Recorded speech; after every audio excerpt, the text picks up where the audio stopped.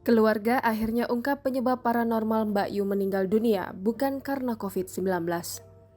Sudah 1 bulan Mbak Yu meninggal dunia, namun pihak keluarga baru mengungkap penyebab kepergian Mbak Yu.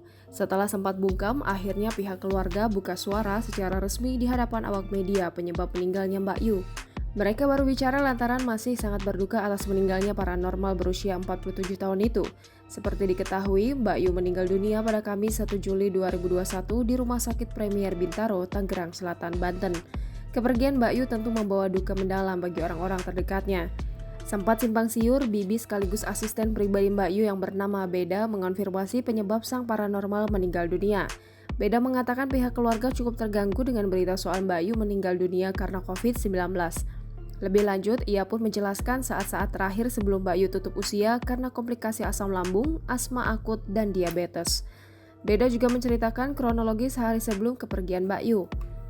Rupanya saat kembali ke Jakarta, Mbak Yu mengalami kondisi kesehatan yang amat sangat menurun hingga akhirnya menembuskan nafas terakhir.